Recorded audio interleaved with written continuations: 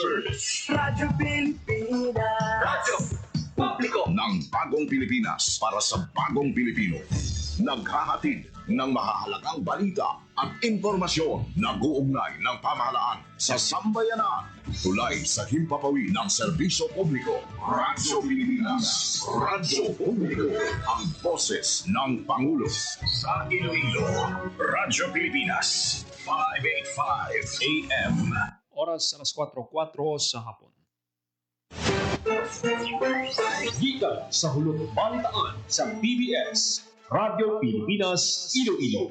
Gintipon sa bukos na pwersa sa News and Public Affairs Division. Mga pagsaysay sa mga hitabo o aksyon, mga pananawan, kag desisyon, mga hibubunon sa apektuhan na sektor, mga dalagpong nga balita, diri sa Iloilo, at mga bahin sa Kabisayan nagkatunggan. Mga balita nga natipon sa sulod sa naligan ng 24 oras. Inyo mapatian sa Headliners Was. Kagkaroon, yari ang inyong PBS News Team.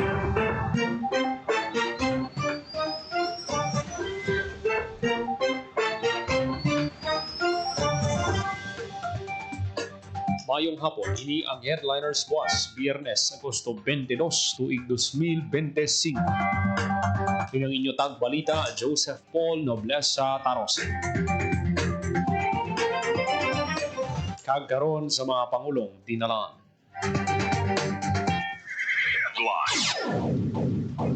Office of Civil Defense, Western Visayas, naka-alerto sa Bagyo Isang. Face-to-face classes sa Hinubaan kag Sipalay City gin-suspend. Antique nagpasad sa 3-year rehab plan sa naging epekto sa Bagyo Krising, Dante kag Emong. Mga IP sang aglalana ginhana sa disaster kag waste management. Mobile soil labs ng DA magatanyag sang libre nga soil testing sa reyon sa Oktubre. Duha ka provincial ordinance sa renewable energy ginaduson ni board member Distura. Pagpabaskog sa creative industries ginaduso ni Representative Javi Benitez. Japanese War Dead Memorial gindumdum sa Iloilo City. Kagaron sa detalye na sa aton mga balita. Radyo Pilipinas. Radyo Pilipinas News. Nagahanda ang Office of Civil Defense 6 sa Bagyo Isang. Sunod kay OCD 6 Director Raul Fernandez, hindi man direkta nga maapektuhan ng Western Visayas ang bagyo, na-plaster na nila ang mga emergency preparedness measures labi na sa mga lugar nga masabi ginabaha.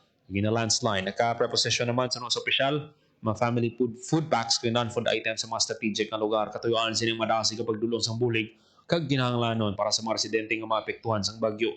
Mabaskog man o kung mahina ang bagyo, nagapati si Fernandez nga nabutang na sa paminsaron sa mga residente nga magpanghanda agon malikawan nga may masamaran o kung mapatay bangod sang kalamidad. Radyo Pilipinas. Radyo Pilipinas News. Nagpatuman sang suspension sa face-to-face classes ng lokal nga panguluhan sa Hinubaan kag Sipalay City sa Negros Occidental. Ini kasunod sa madamol nga pag-ulan nga dala sang habagat. Ginabisuhan naman sang lokal nga panguluhan ang mga bulutuhan nga magpatuman sa alternative learning delivery modality agon hindi mauntat ang pagtuon sang mga estudyante. Radyo Pilipinas. Radyo Pilipinas News. Nagpasad sang 3-year rehab plan ang probinsya sang Antique sa ginbilin nga epekto sang Bagyo Krising, Dante kag Emong. Ginpangunahan sang Provincial Planning and Development Office o kung Antique nagpasad sang 3-year rehab plan sa nanging epekto sang Bagyo Krising, Dante kag Emong. Detalye sang balita sa report ni Hope Torrechante. Radyo Pilipinas. Radyo Pilipinas Report.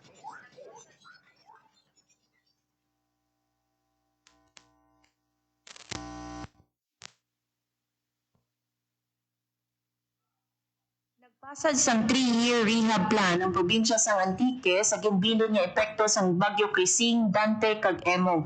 Ginpangunahan sang Provincial Planning and Development Office o kon PPDO ang Post-Disaster Needs Assessment Workshop agud himuon ang Provincial Rehabilitation and Recovery Plan for 2026 to 2028. Ang workshop ginupdan sang national kag local government agencies. Sa klaw sang PRRP ang mga plano nga ginhanda sang PDNA members.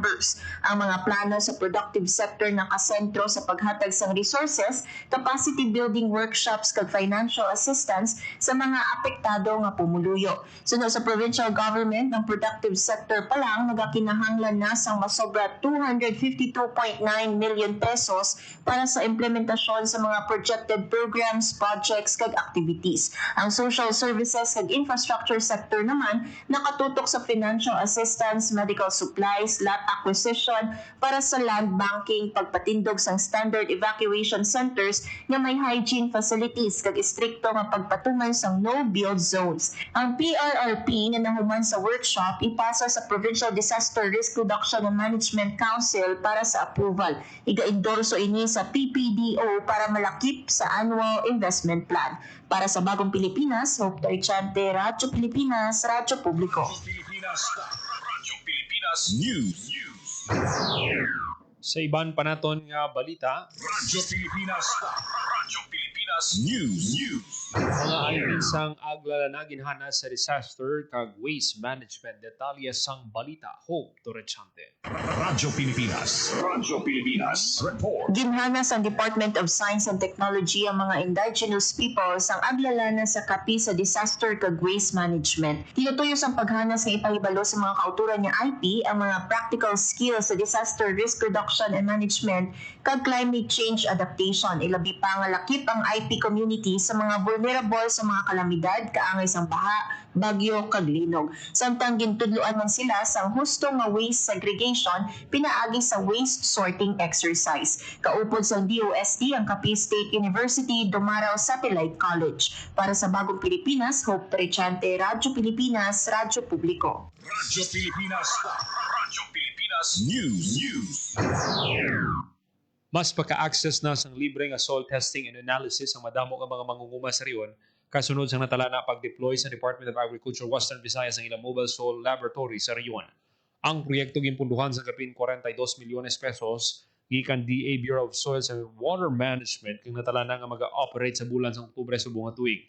Sa ka 10-wheeler truck nga may state-of-the-art equipment nga mahimo magkakandak sang 44 ka chemical, physical kag microbiological soil test para sa mga sample ang magalibot agud serbisyohan ng mga mangunguma. Sino kay Baby Lou Magdaog, Chief sang Regional Soils Laboratory di Western Visayas ang mobile lab ang insigida nga makapagawa sang resulta sang soil tests. Sa sunod lamang sa 5 kaadlaw sa sinimabuligan ang mga mangunguma nga nagapanggas sang humay, mais o tanon, root crops kag madamo pa nga makapatest sang libre. Gipasalamatan naman ni DA Western Visayas Regional Executive Director Dennis R. Arpia, si Agriculture Secretary Francisco Chula Aurel Jr. kag President Ferdinand Marcos sa paghatag sang suporta para sa mga mangunguma sa riyon nga makabinipisyo gid sa proyekto. Radyo Pilipinas News. Radyo Pilipinas News. Waka Provincial Ordinance sa Renewable Energy ginaduso ni Board Member Distura. Detalye sang balita, Hope Torchante. Radyo Pilipinas Report. May duha karon ka ginaduso nga ordinansa si Iloilo 4th District Board Member Rolando Rolly Distura. Isa sa mga nasambit nga mga provincial ordinance ang iShare ukon ng Iloilo schools having access to renewable energy sa diin gina-target nga ang 5% sa Special Education Fund gamiton nga renewable energy project sa mga bulutuan. Tinutuyo sini nga mapahagan-hagan ang balayran sa kuryente sa mga eskwelahan sa probinsya.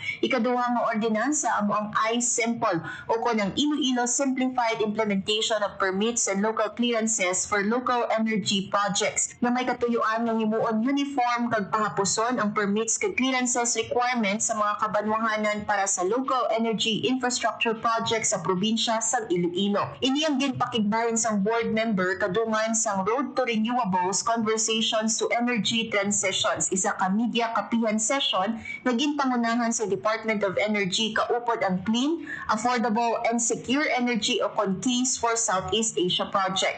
Sa karon ginsiling ni Destura nga ang duha ka ginaduso nga ordinansa ara na sa level sang komitiba. Para sa Bagong Pilipinas, Hope Torchante, Radyo Pilipinas, Radyo Publiko. Radyo Pilipinas News. Ginaduso ni Negros Occidental 3rd District Representative kag House Special Committee on Creative Industries Chairperson Javi Benitez ang pagpabaskog sa suporta sa creative industry. Nang ginpabutyag sang bag-o nga mamalita siya una nga privilege speech sa Kamara. Suno kay Benitez na po ang kontribusyon sa creative industry sa pagsanyog sa Pilipinas, partikular nga gintubod sa nanay alkalde sa Victoria City ang 7.3% nga amot sa industriya sa GDP o kon katumbas sang 2 trillion pesos kapag atag sang trabaho sa masobra 7.5 million ka Pilipino. Radyo Pilipinas News. Japanese War Dead Memorial gindumdum sa Iloilo City. Detalye sang balita, Hope Torrechante. Radyo Pilipinas Report. Naghiwat sa isa ka solemn ceremony ang Iloilo City Government kaupod ang panay ni Pika Incorporated sini nga Biyernes, August 22, agud dumdumon ng Japanese War Dead Memorial sa Iloilo Sunburst Park. Pinaagi sa kahiwatan gindumdum ang mga sundalo kag sibilyan nga napatay sa tung ikaduha nga inaway pangkalibutan sa panay. Suno kay Iloilo City Mayor Raisa Treñas, ang memorial nagatindog hindi lang bilang isa ka tribute sa mga nadula nga kabuhi kundi isa man ka pahanumdum sang resilience sa mga pusod nga mas ginpili ang kahimwayan kag pagtandanay sa baylo sang inaway. Nagtambong personal sa kahiwatan si Senator Ayaka Shiomura, miyembro sang House of Councilors sa National Diet of Japan. Sa iya nangin mensahe kung pahayag sa Japanese legislator na bisan 80 katuig nang nakaligad may epekto sa gihapon ng ikaduha nga inaway pangkalibutan sa mga war survivors. Dugang pa ni Shiomura, kung wala na tabo ang inaway, posible man nga ang mga kabataan nakapangabuhi isang malipayon kaupod ang ila ginikanan. Kumadumduman, una naging patindog ang memorial sang 1976, pinaagi sa pagpanikasog sang Iloilo Association sa Tokyo kag Iloilo. Ang pagpatukod sa memorial na tigayon pinaagi sa bulig sang local second generation Japanese descendants. Sini nga 2025 na-restore ang memorial na natuon man sa 80th anniversary sang katapusan sang World War II. Magluwas kay Senator Shiomura, dinapit man si Anay Senate President Franklin Drilon kag Mr. Norihiro Inomata, Executive Director sa Philippine Nikkei Legal Support Center. Nagtambong man ang duha ka centenarian nga World War II veteran kag mga miyembro sang Nikkei family sa Iloilo o kon mga descendants sang Japanese immigrants nga nagpadulong sa pungsod antes o konsation sa World War II. Para sa Bagong Pilipinas, Hope Torchante, Radyo Pilipinas, Radyo Publiko. Radyo Pilipinas News. Iloilo City Charter Day Job Fair gindugukan sa Robinsons, Iloilo, Maine. Detalye sang balita, Jenel Baclay. Radyo Pilipinas Report. Nagdugok sa Robinsons, Iloilo, Maine ang inibo ka mga individual na nagapangita sa trabaho. Sa ginhiwat nga Iloilo City Charter Day, Trabaho Peso Job Fair, kabilod ang Tech Book Days ng TESDA. Isa sa mga nagpila, fresh graduate ni si Dave Chester Ikubo, taga Banwas ang Dumanga, sunod sa iya luyag sini mag-apply bilang encoder o kung na naman nga IT-related jobs, bangod sunod sa iya luyag sini makabulig sa iya pamilya. Sa datos ng Peso, Iloilo City, may masobra 10,000 ka mga trabaho ang mahimo ma-applyan, mapalokal man kag abroad. Ginabubusan inis ang 2,831 ka mga local job vacancies, 5,186 ka overseas job vacancies, kag 2,755 ka trabaho gikan naman sa BPO. Nagsugod na aktibidad alas 9 sa aga kag nagtakop alas 4 sa hapon. Para sa Bagong Pilipinas, Ginaw Baclay, Radyo Pilipinas, Radyo Publiko. Radyo Pilipinas News. Nagtanyag sang libre nga progestin subdermal implant services sa mga nanay ang San Carlos City Government. Hindi ginalakipan sang implant insertion, reinsertion, kag removal. Sino kay Family Planning Coordinator and Sanitation Inspector Maria Alicia Magbanwa, ang programa kabahin sa selebrasyon sa National Family Planning Month kag ginaobserba sa buong Agosto. Tuyan sini nga malabot ang ginahandom nga healthier families kag stronger communities pinagi sa pagbulig sa mga ginikanan sa ginaplano nga numero sa mga bata kag birth space sa pagbata. Ang implant ang ginagabi nga convenient, cost efficient kag highly effective bangon nagalawi ini sang 3 ka tuig nga wala nagakinahanglan sa daily action kag hapus lang kuhaon. Radyo Pilipinas. Radyo Pilipinas News. Patigan sa mabaskog ka kampanya batok sa illegal nga droga ang Police Regional Office 6 sa sulod lamang sang 24 oras. Nagresulta ini sa 13 anti-drug operations halin alas 6 ang aga sang Agosto 21, tubtob alas 6 ang aga sang Agosto 22, 2025. Sa nasambit nga operasyon, 22 ka drug personalities ang nadakpan, kag 727 grams ang shabu nga nagabalor sang kapin 5 milyones pesos ang nakumpiska. Pinakadako nga operasyon ang ginlunsar sa kapulisan sa Mandurriao, Iloilo City sa din-anom ka drug personalities ang nadakpan sa bypass operation sa Happy Home Subdivision, Barangay Oñate, De Leon. 1.56 million pesos nga balor sa shabu ang nakumpiska sa kapulisan sa mga sospek. Ang nadakpan magapangatubang sang kaso nga paglapas sa Republic Act 9165 o kanang Comprehensive Dangerous Drugs Act of 2002. Radyo Pilipinas. Radyo Pilipinas News. Yung turnover sang Negros Occidental Provincial Government ang nanuituay nga Peace and Order funded project sa mga Negrense nagnalakipan sa masobra 1 million nga balor sa insurance claim sa idalom sang Barangay Insurance Program. Ang mga benepisyaryo ginalakipan sa mga barangay tanod, barangay officials, barangay health workers kag barangay nutrition scholars sang probinsya.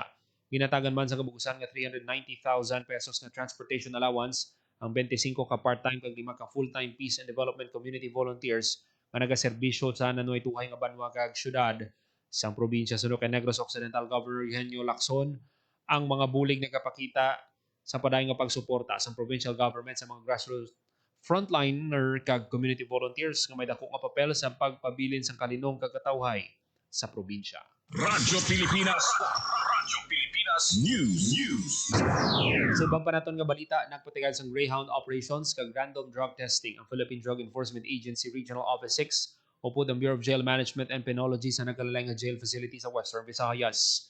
Kalakip sa mga pasilidad nga ginpadulungan sa PDEA 6 among Iloilo District Jail Male kag Female Dormitory sa Putotan, Iloilo City District Jail Female Dormitory, Rojas City Jail Male kag Female Dormitories, Mambusaw District Jail kag Capiz Rehabilitation Center sa Rojas City.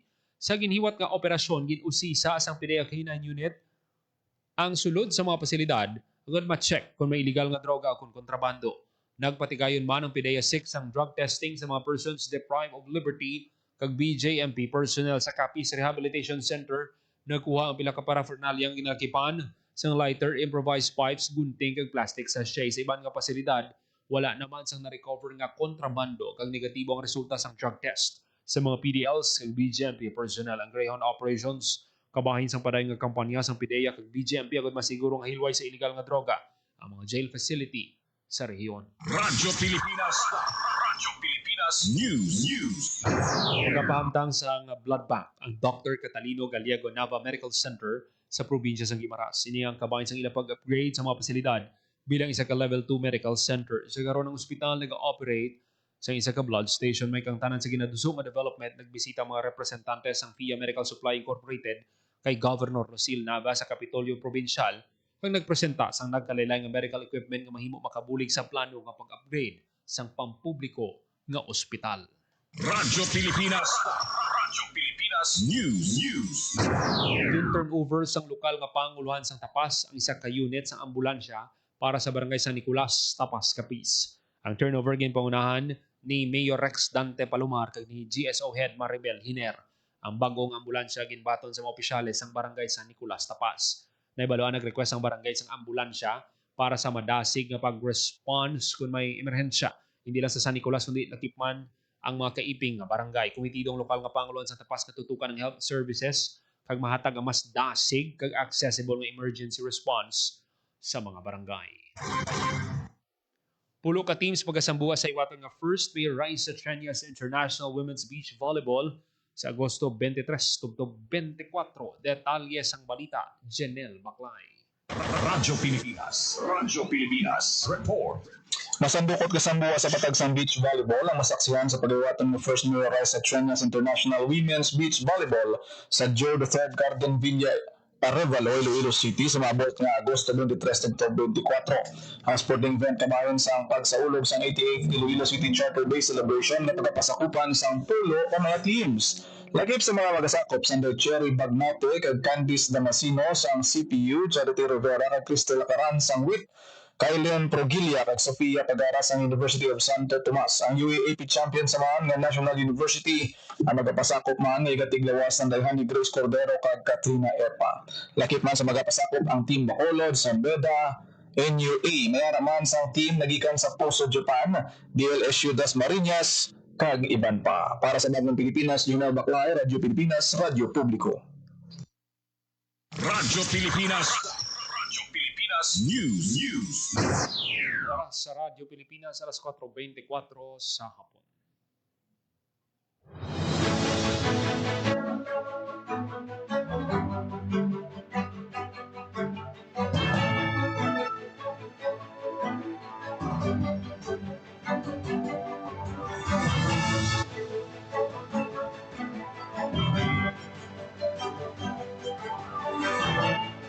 Tumanatipon nga balita sa PBS Radio Pilipinas Iloilo Gusti. Biyernes, Agosto 22, 2025. Para sa Bagong Pilipinas, Joseph Paul Noblesa, Tarosa, Radio Pilipinas, Radio Publiko.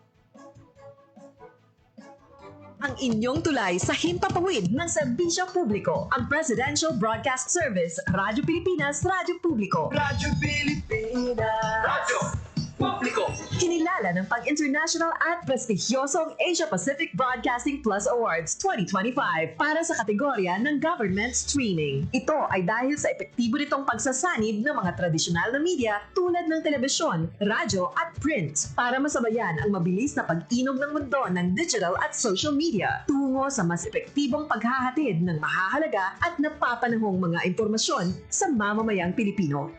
Kinilala rin ang Radyo Pilipinas dahil sa patuloy na pag-akyat ng rating. Ngayon ay matatag sa pang-4 na pwesto sa Mega Manila ayon sa pinakahuling Nielsen Radio Audience Measurement Survey. At sa social media, nakamit ang mahigit 2,000% pagtaas ng bilang ng mga sumusubaybay sa Radyo Pilipinas page sa unang bahagi ng 2025. Patunay ito na ang inyong Radyo Pilipinas Radyo Publiko ay tunay na kaagapay ng inyong pamahalaan sa paghahatid ng serbisyo sa mga mamamayang Pilipino. Mula sa aming lahat, sa ngalan ng inyong pamunuan at mga kawani ng Presidential Broadcast Service, kasama ang inyong mga himpilan ng Radyo Pilipinas sa buong kapuluan. Maraming salamat po sa inyong lahat, sa inyong pagtangkilik at pagkilala. Radyo Pilipinas.